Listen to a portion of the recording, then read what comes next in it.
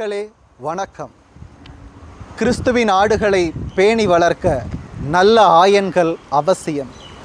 அந்த நல்ல ஆயன்களை உருவாக்குகிற இடம் இந்த நல்லாயன் குரு மடம். இங்கே பல நல்ல ஆயன்கள் உருவாக்கப்பட்டிருக்கிறார்கள், உருவாக்கப்பட்டு கொண்டிருக்கிறார்கள்.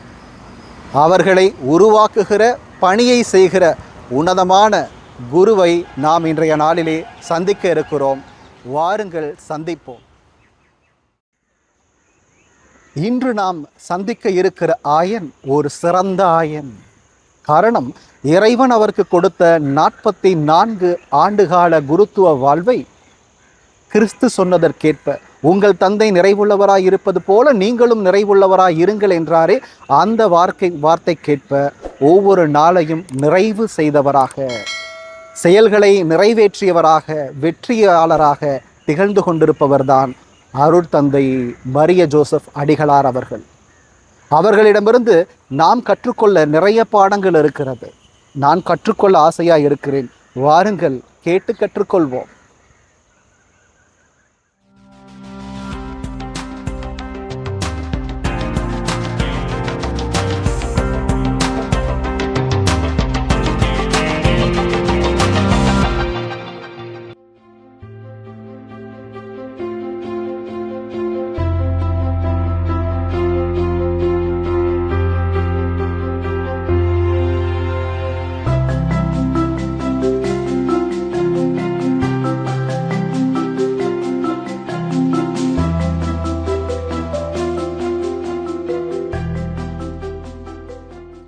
ஸ்தோத்திரம் ஃபாதர். வணக்கம்.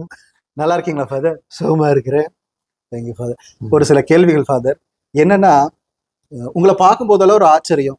எப்படி இந்த குருவானவர் ஒரு வெற்றியின் குருவானவரா இருக்காரு, செய்யற காரியத்துல எல்லாத்தையும் வெற்றியை பார்க்கறாரு.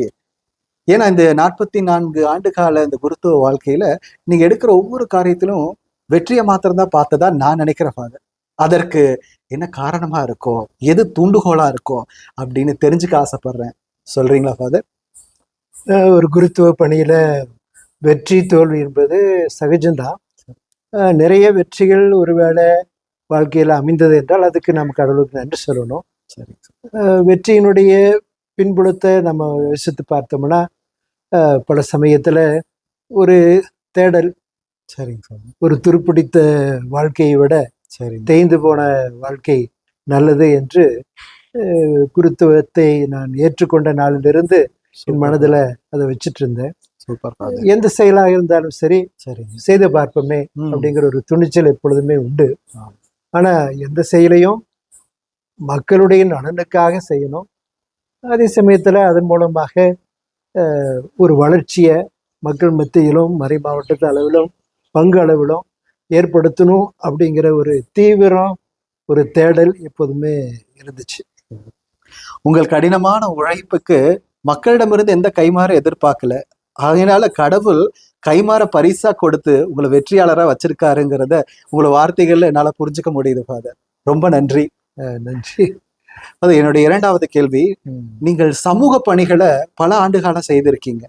அது மாதிரியான வாய்ப்பை கடவுள் உங்களுக்கு கொடுத்திருக்காரு.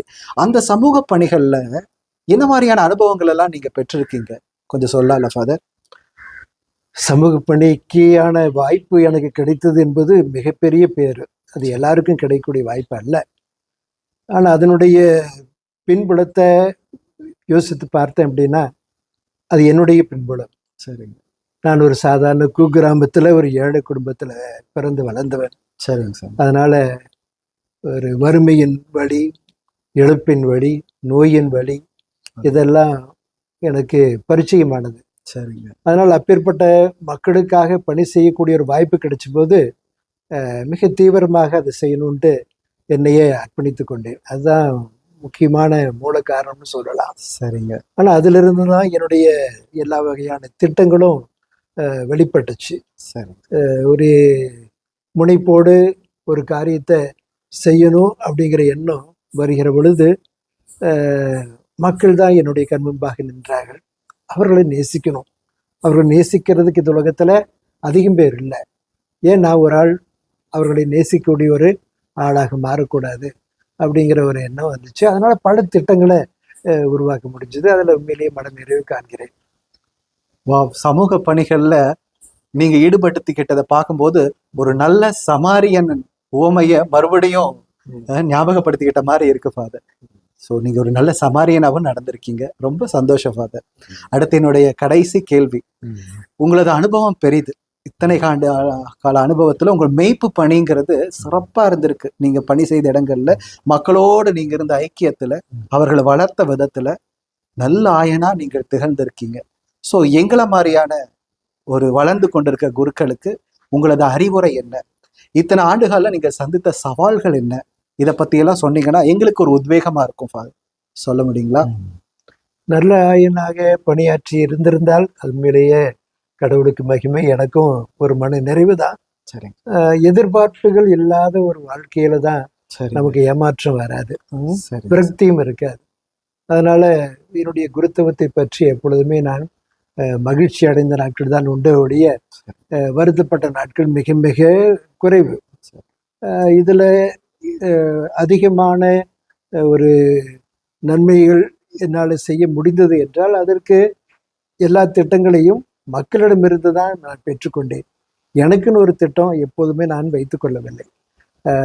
எந்த ஒரு செயலை செய்தாலும் இது மக்களுக்கு பயன்பாட்டுக்கு உரித்தானதாக இருக்குமா, அவர்களை வளர்த்து எடுக்குமா, இதன் மூலமாக எதிர்காலத்தில் வரக்கூடிய பல செலவினங்களை குறைக்க முடியுமா, இன்னும் இதன் மூலமாக வருங்கால சந்ததியாருக்கு நல்ல பயன் ஏற்படுமா என்று பல கேள்விகளை எனக்குள்ள கேட்டு பார்ப்பது உண்டு.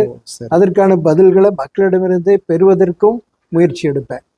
அதனால எந்த ஒரு திட்டமும் மக்களிடமிருந்து வந்தது என்றால் அது இறைவனால் ஆசீர்வதிக்கப்படக்கூடிய திட்டமாகத்தான் இருக்கும் அப்படிங்கிறது என்னுடைய நம்பிக்கை. Super father. எங்களுக்கான அறிவுரை நிறைய உங்க வார்த்தைகள்ல இருந்து வந்திருக்கு.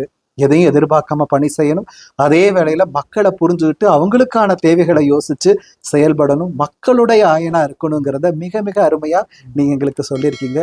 ரொம்ப நன்றி ஃபாதர். தேங்க்யூ.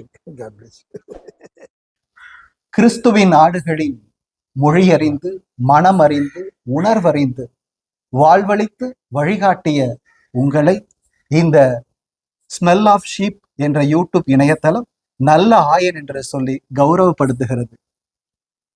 நன்றி. Thank you. Smell of the sheep என்ற யூடியூபின் நேயர்களே, உங்களிடத்துல ஒரு அன்பான வேண்டுகோள். அவருடைய மிகுதி வேலையாட்களோ குறைவு என்ற ஆண்டவருடைய வார்த்தையின்படி இந்த காலகட்டத்தில் திரு அவையை வளர்த்தெடுக்க, இறைவனை மாட்சிப்படுத்த நிறைய பணியாளர்கள் தேவைப்படுகிறார்கள். அந்த வகையில் இந்த குரு மடமானது அத்தகையோரை உருவாக்கி கொண்டிருக்கிறது. எனவே உங்கள் பிள்ளைகளை இதற்கான பயிற்சிக்கு அனுப்பி வைப்பதோடு அதன் மூலமாக இறையாட்சி பணிக்கு உங்களை அர்ப்பணித்துக் கொள்ள உங்களை அன்போடு கேட்டுக்கொள்கின்றேன்.